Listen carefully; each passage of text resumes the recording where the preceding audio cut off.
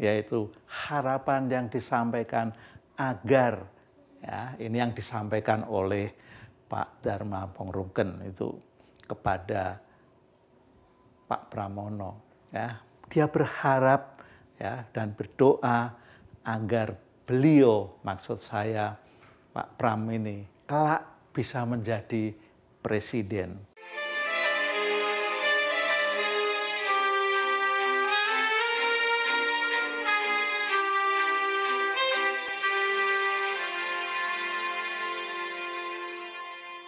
Debat pertama Pilkada Jakarta sudah berlangsung beberapa hari yang lalu, tepatnya pada tanggal 5 Oktober. Benar kan, tanggal 5 Oktober ya?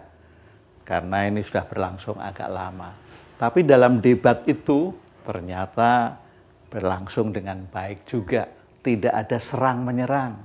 Pertanyaan-pertanyaan yang diajukan oleh para peserta debat kepada teman debatnya itu juga dilakukan dengan santun, dengan ramah, bahkan ada yang memulai dengan perkataan, pertanyaan saya sederhana saja.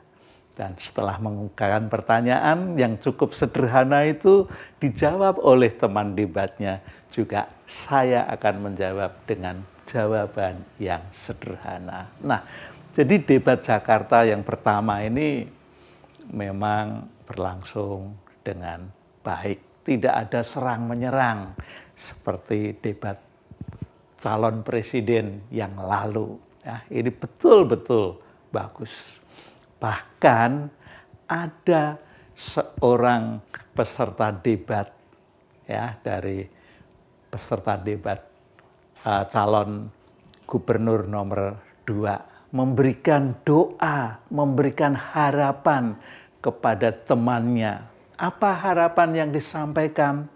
Yaitu harapan yang disampaikan agar, ya, ini yang disampaikan oleh Pak Dharma Pongrungken itu kepada Pak Pramono, ya. Dia berharap, ya, dan berdoa agar beliau, maksud saya Pak Pram ini, kelak bisa menjadi presiden.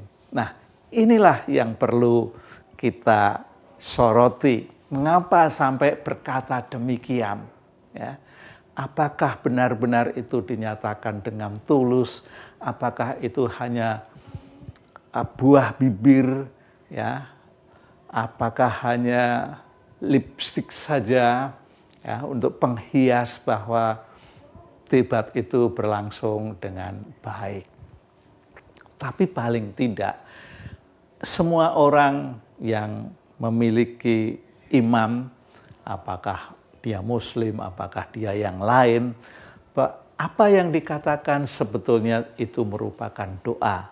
Kalau di antara kita setuju, maka berarti Pak Dharma itu mendoakan agar kelak Pak Pram itu betul-betul bisa menjadi presiden. Tapi ini belum tahu persisnya, ya, belum tahu persisnya. Karena itu masih lama pemilihan presiden, masih 5 tahun ke depan lah. Jadi paling tidak itu doa yang disampaikan oleh Pak Dharma. Ya, dari sini perlu kita tahu dia kenapa sampai seperti itu berbicaranya. Ada semacam harapan, ada doa yang disampaikan, itu diketahui oleh publik. Siapapun yang menonton, siapapun yang mengikuti debat pertama, pasti tahu tentang itu. Nah, kalau saya melihatnya, ada kesadaran bahwa dirinya ada peluang yang sangat susah untuk betul-betul bisa mencapai posisi jabatan gubernur atas pemilihan dari suara rakyat itu.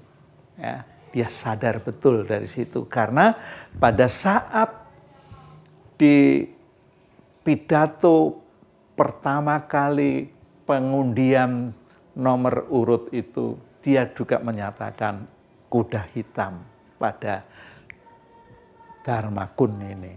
ya, pasangan Darmakun ini. Tapi kuda hitam memang perlu tetap diwaspadai. Namun kalau kita melihat elektabilitas dari Pak Dharma berpasangan dengan Pak Kunwardana ini kan sebetulnya ada pada posisi yang terakhir dan sangat jauh dibanding pasangan nomor urut 1 dan pasangan nomor urut 2. Ya, dia tidak sampai pada posisi 10%. Nah, ini artinya itu sebuah kesadaran ya bahwa dirinya tidak mungkinlah untuk bisa mencapai ke situ. Hanya sebuah mujizat, hanya sebuah keajaiban kalau betul-betul Pak Dharma nanti bisa terpilih. Ya, karena hingga saat ini nama Ridwan Kamil dan Pak Suswono dalam elektabilitas yang dilakukan oleh survei-survei yang ada itu masih menduduki puncaknya, masih pada urutan yang paling atas, baru diikuti oleh pasangan nomor urut 2 yaitu Pram dan Dul. Gitu. Tapi kalau kita melihat, ya, saya secara pribadi sih sebetulnya melihat bahwa kalau perorangan itu pastilah Rano Karno, ya, Bang Dul itu tingkat popularitasnya sangat tinggi. Apalagi kalau di survei, saya juga pasti yakin Bang Dul surveinya juga tinggi. Nah, saya pernah membaca dan melihat dari survei tertentu gitu yang menyatakan bahwa elektabilitas dari perseorangan itu baik gubernur dan wakil gubernur dari ketiga pasangan memang justru Bang Dul posisi yang pertama yang paling tinggi, ya. Lalu diikuti oleh Ridwan Kamil, baru yang ketiga pada posisi Pak Pram. Nah, jadi kalau melihat ini dan posisi keempatnya kan baru Pak Suswono, lalu yang kelimanya baru Pak Dharma dan yang keenamnya Pak Kun. Ya, memang Pak Kunwardana ini tidak pernah muncul sebelumnya, tapi kalau kita lihat prestasi pendidikannya jitu sekali, luar biasa sekali. Ya, semua pendidikan dapat ditempuh dengan cepat, mulai dari SD, SMP, SMA, masuk ke perguruan tingginya. Itu. Tapi kan kepopuleran seseorang memang berbeda. Ya, pendidikan kadang-kadang tidak mengantar tentang kepopuleran. Ya. Dan ini bisa terjadi betul bahwa kelak yang namanya pasangan Pram dan Dul ini terus akan nanjak, ya. Karena ya itu tadi, setiap kali datang ke wilayah, ke kelompok masyarakat selalu diterima. Berbeda dengan Ridwan Kamil, pernah ditolak di masyarakat tertentu. Nah, ini artinya bahwa pertarungan gagasan ini akan terus berdampak, ya, sekalipun tinggal sedikit waktunya untuk menuju ke pemilihan, pemungutan suara, pencoblosan kartu yang dipilih itu, ya, tinggal sedikit. Tapi ya saya yakin melalui debat ini sebetulnya sangat bagus karena masyarakat bisa menilai. Tapi menilainya bukan siapa yang terbaik, bukan siapa pemenangnya mestinya. Sekalipun banyak masyarakat, banyak tokoh-tokoh politik, banyak juga pengamat-pengamat politik yang menilai si X ini jago, ya, apalagi misalnya tokoh Ridwan Kamil punya pengalaman segudang mulai dari debat calon wali kota, debat gubernur, itu pengalamannya. Ya. Tapi kalau lihat Rano Karnonya juga punya pengalaman yang setara dengan Ridwan Kamil.